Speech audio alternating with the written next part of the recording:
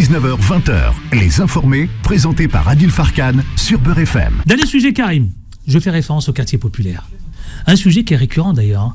À chaque élection, on sollicite les quartiers populaires. À chaque, évidemment, sujet, on sollicite les quartiers populaires. Il n'y a pas une année où les jeunes, ou les habitants des quartiers populaires, on les appelle à l'union de la jeunesse, à l'union des habitants des quartiers populaires. Pour faire quoi ? Pour faire front, soit à la fois contre ce divorce politique, ou pour faire front contre l'extrême droite. Souvenez-vous, ça date pas d'hier ou d'avant-hier.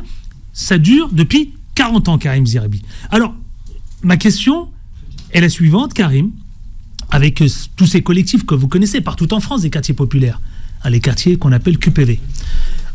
La question, c'est, Karim Zeribi, est-ce qu'il doit y avoir un sursaut, une prise de conscience, un sursaut populaire ? Est-ce qu'ils doivent prendre conscience dans tous les domaines ? Est-ce que les quartiers populaires, vous les appelez de tous vos voeux à venir vous présenter dans le cadre des élections prochaines, c'est-à-dire municipales, régionales, etc., etc.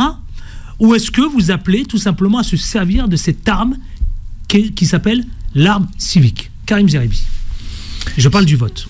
C'est une évidence que d'aller voter, c'est démontrer sa capacité à compter dans le débat public, à être citoyenne et citoyen, et à faire en sorte de pouvoir peser par les urnes sur la femme, l'homme que l'on désignera en tant que maire, député, président de la République.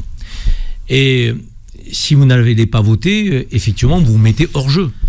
Hors jeu du jeu électoral, mais hors jeu aussi de la société. Disons les choses clairement. Il y a à peu près 10 millions de personnes qui vivent en HLM en France. Sur ces 10 millions de personnes, il y en a 6 millions qui vivent dans ce qu'on appelle les quartiers sensibles, que moi je préfère appeler les quartiers populaires. Sur ces 6 millions de personnes qui vivent dans les quartiers populaires, on a à peu près 70% d'abstention à chaque élection, en moyenne. Et parfois plus, 80-85% aux élections européennes, par exemple. Alors qu'il y a de plus en plus de candidates et de candidats issus de ces quartiers. Et des candidats brillants, intéressants, intelligents, qui valent le coup. Mais les quartiers populaires ne se lèvent pas pour leur faire confiance à ces gens-là. Et moi, je regrette qu'il n'y ait pas cette prise de conscience citoyenne. Pourquoi ? Parce qu'habituellement, dans les quartiers populaires, c'est plutôt des gens issus de milieux populaires, comme le terme l'indique. C'est-à-dire de milieux sociaux difficiles. Ce sont des ouvriers, des employés, des salariés souvent modestes.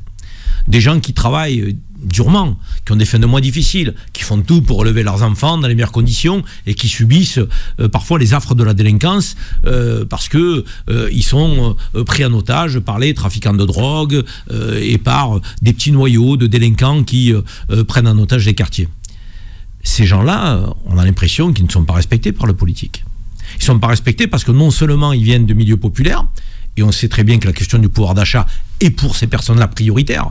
Et je n'entends pas les politiques parler de pouvoir d'achat. On les entend parler d'islam, de musulmans, d'immigration, en permanence, de quartiers populaires, mais en les montrant du doigt, en les stigmatisant, mais jamais en disant qu'il y a une France invisible dans ces quartiers, qui se lève le matin, qui travaille, qui est utile au pays. Jamais on ne valorise dans les discours publics ces quartiers. Mais pourquoi ? Mais parce que les habitants des quartiers ne se donnent pas les moyens de décider qui il faut mettre en place ou qui il faut aujourd'hui sortir des postes qui sont actuellement occupés par des dirigeants politiques. Tu prends l'exemple de l'immigration. Ce sujet est toujours traité négativement. Mais si les enfants issus d'immigration que nous sommes, que beaucoup sont dans les quartiers populaires, décidaient d'aller voter pour dire stop, maintenant ces discours toujours de rejet, de fardeau de l'immigration, on va y mettre fin, on va aller voter. On représente plusieurs millions de voix.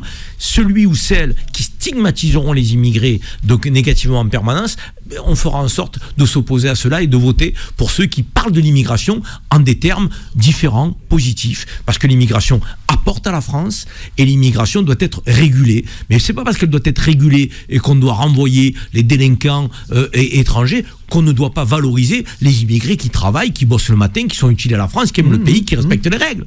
Or, on voit bien que dans le débat public, on ne parle jamais de cela. On parle toujours de ceux qui sont dans la délinquance, qui se comportent mal. Mais enfin, ils représentent une minorité des immigrés. Pareil pour l'islam.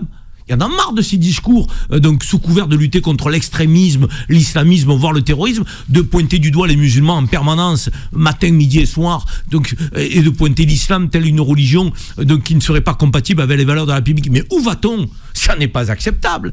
Et on sait que dans ces quartiers populaires, beaucoup sont de confession musulmane. Mais là, encore une fois, si vous voulez qu'on parle différemment de l'islam, si vous voulez qu'on respecte les musulmans dans notre pays, les Français de confession musulmane, faites entendre votre voix. Et votre voix, c'est quoi ? C'est un bulletin, plus un bulletin, plus un bulletin, plus un bulletin.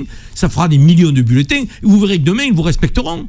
Parce qu'aujourd'hui, quand vous les entendez parler, oh, il y a une pénurie d'huile et d'œufs dans les supermarchés, et d'œufs dans les supermarchés. C'est la faute au Ramadan. Et Ramadan, c'est qui ? C'est les musulmans. Oh, les mamans qui accompagnent les enfants en sortie scolaire. Non, non, le voile. Non, non, elles portent atteinte à la laïcité. Sans ces mamans, il n'y aurait pas d'encadrant pour les sorties scolaires. Elles ne sont pas détentrices de services publics. Elles sont mamans, citoyennes. Elles ont le droit, à un moment donné, de porter ce qu'elles veulent sur la tête. Donc, les filles, pour faire du sport, ah ben non, non. Le sport, le voile. Vous avez des gens qui sont champions olympiques et qui portent le foulard. Dans tous les pays au monde, ça ne dérange personne. En France, on en fait un sujet majeur de l'actualité, au centre de l'actualité.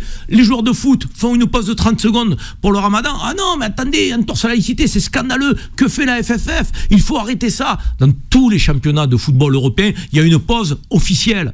Mais enfin, qu'est-ce qu'ils ont contre l'islam et les musulmans ? Donc selon vous, Karim Zeribi, le rapport de force passe par les urnes. Mais il ne passe que par les urnes. Je voulais l'entendre. Il ne passe que par les urnes.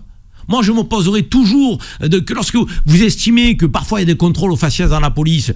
Moi, je défends toujours la police parce qu'on a besoin d'ordre, on a besoin de respect de la loi. Mais parfois, on peut avoir des policiers véreux, comme dans toutes les corporations, on a des gens qui parfois ne respectent pas les codes de déontologie, se comportent mal, tutoient des jeunes, donc font des contrôles aux faciès, parfois les maltraitent, alors que potentiellement, ils sont pas tous délinquants, ces jeunes. Donc, si vous voulez une police républicaine, donc dans sa totalité, et elle est républicaine pour l'immense majorité d'entre elles. Oui. Mais si vous voulez éviter qu'il y ait des comportements déviants, si vous voulez des services publics dans vos quartiers populaires, une école de qualité, des infrastructures de santé en proximité, donc si vous voulez que votre cadre de vie soit moins bétonné, mais qu'il soit plus agrémenté, si vous voulez qu'il y ait des éducateurs, à un moment donné, ça passe par des choix politiques.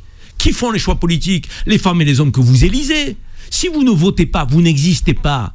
Quand j'étais jeune, j'étais à la tête d'une association qui s'appelait Agir pour la citoyenneté. Nous avions fait une campagne d'inscription sur liste électorale avec un slogan. Ton vote, c'est ta vie. Mais c'est pas surfait ce que je dis. Ton vote, c'est ta vie. Parce que si tu votes, tu es respecté. Si tu votes pas, tu peux être humilié. Il n'y a rien de pire. Les femmes ont obtenu le droit de vote donc, dans les années 60. 60, tu te rends compte ? Donc les étrangers n'ont pas le droit de vote. Leurs enfants ont le droit de vote. Mais votez pour faire respecter la voix de vos parents, de vos grands-parents. Donc la mobilisation dans les quartiers populaires, c'est le vote. Elle est indispensable. La mobilisation pour le vote dans les quartiers populaires, elle est indispensable. 2027 va arriver. Il va y avoir l'élection présidentielle donc en avril et l'élection législative en juin. Si vous voulez que la France reste la France avec des valeurs universalistes, positives, humanistes, si vous voulez qu'on ne définisse pas les citoyens par leurs origines ethniques, religieuses, leur couleur de peau, votez pour des valeurs d'ouverture, pour des valeurs universalistes. Ne votez pas donc pour ceux qui aujourd'hui provoquent des replis, ne votez pas pour ceux qui prennent une France ethnique, ne votez pas pour les extrêmes. Au contraire, il faut s'opposer à cela. Et pour s'opposer à cela, il faut jouer son rôle de citoyenne et de citoyen. Donc moi je le dis, il faut des campagnes d'inscription, il faut sensibiliser les jeunes, d'autant qu'aujourd'hui, depuis la loi du 10 octobre 1998, il y a l'inscription automatique sur liste électorale. Oui. Il suffit juste de dire je veux être inscrit sur la liste électorale, vous êtes inscrit automatiquement. Donc il n'y a pas grand effort à faire, Adil. Moi, à un moment donné, on ne peut pas être dans une société d'assister en permanence, aller chercher les gens chez eux, les lever le matin, aller va voter, c'est important. Non, prenez conscience individuellement qu'il faut aller voter, qu'il faut jouer son rôle de citoyen. Si vous ne le faites pas, il y en a d'autres qui vont prendre votre place. Il y a les extrêmes qui prennent le pouvoir dans ce pays. Et alors là, vous n'aurez que vos yeux pour pleurer, comme le dit l'expression. 19h, 20h, les informés, présentés par Adil Farkan sur Beurre FM.